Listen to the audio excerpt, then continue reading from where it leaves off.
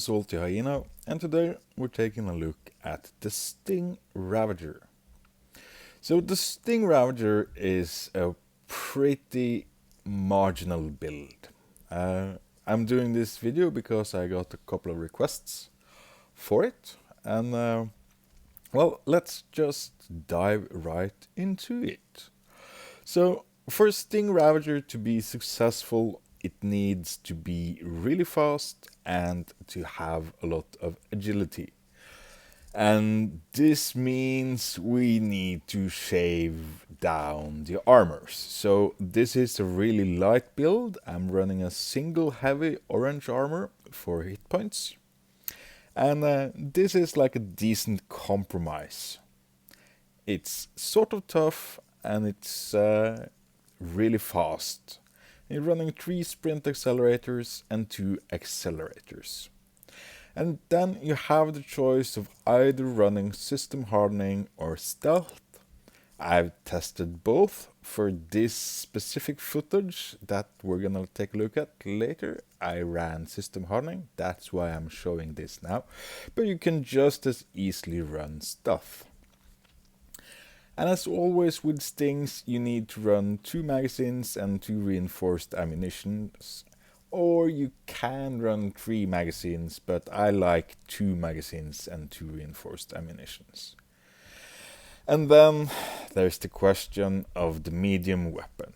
So one of the requests I got was for a video about Vulcan Sting Ravager. But this is a terrible build. Vulcan is a close-range weapon that wants to get as close to the target as possible, so this has anti-synergy with the Stings. Then it's much better to run Sarissas, and this build is pretty decent. It can empty all the shots about at the same time that you empty your Stings, and that's what you're after. But nowadays, a lot of people are running heat armor, so a really good choice is the hammer, because then you're dealing both kinds of damage, and an added bonus is that the hammer also is really good against lights that are approaching you. So we're dropping into a 2 versus 2 game here, and as you can see in the bottom left corner, it says 2x because I'm speeding up these first minutes of really uninteresting gameplay. And these are the players who's in the game. I don't know any of them, and we're gonna see some action in a little bit. So as I said, the Sting Ravager, you need to you almost need to pilot it like a Sting Cormorant. You need to use your speed to get into range, unleash your Stings, and get out of range again. So this is a build that's sort of annoying to be up against. Its speed makes it kind of hard to target. Your goal is basically to never be targetable. And of course, compared to a Mangler build, you will never ever deliver as much damage to the opponents with your Stings.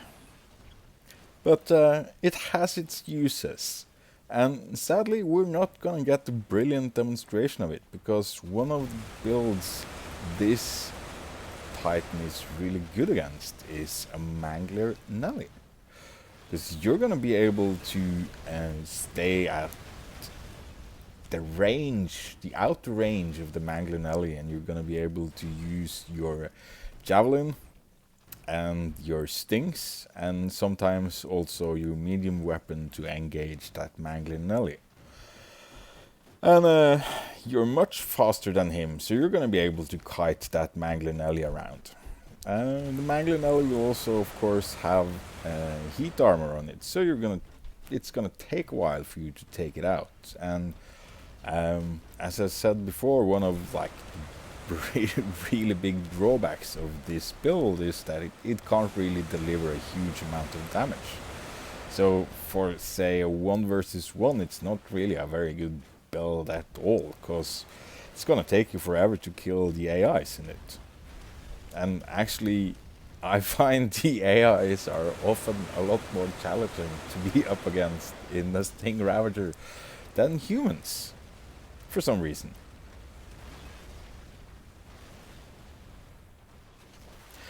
So, I've said several times now that the Stings have pretty bad damage, and they kind of do. And that's why you have to run one of the optimal Sting builds, which is 2 magazines and 2 reinforced ammunitions, or 3 magazines and 1 reinforced ammunition. And this means you can't really afford to put armor on it, and as you can see, the Stings, they are kind of protruding from the body of the Ravager.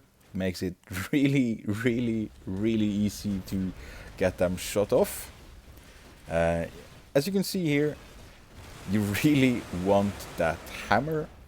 The knockback from the hammer is able to stop a light attack dead in its track. Of course, against the light, Vulcans is really nice, but then again, you have a Vulcan that will... If you have a Vulcan, you will almost never be able to utilize it against what you're up against. Well, you kind of get from my playstyle here how you're supposed to run this build. You're gonna kite everything. You're not a brawler at all, and you're just gonna run around at the outskirts of the action and dump your Stings into everything that moves, more or less. It's yeah, I've said it's a marginal build. What's good about it? Well, Stings, they have this indirect fire ability. So you can sort of stay in cover, and you can use your speed to run from cover to cover, and you're not gonna be that easy to target. But like, compared to say a Nelly or a Might, you don't have their climbing ability and general agility. But you do have your speed. So those are kind of the angles you need to play to pilot this build. And as you can see, I've already lost my hammer, and now I'm basically more or less a weird kind of Sting Might. And there went my other Sting. So now, now I'm pretty darn useless. If I had Manglers, I'd... well, sure, a Mangler Ravager is a lot more challenging to play than, say, a Hammer MAO, but it has insane damage potential. You can score so high in a Mangler Ravager. And a Tormentor Ravager has its uses as well. You can kite your targets and be really annoying and shoot out Corm engines and stuff. And so what does that leave Sting Ravager? Well, as I said, it has its uses, and they're kind of marginal. The good news is that I've been playing this build since forever, and it's never been as good as it's now, or well, it was better in 2.5, but it's not very good at all. But it's very fun, and it's challenging. So, as always, I'm Salty the Hyena. Please like and subscribe. Thank you for watching. See you next time.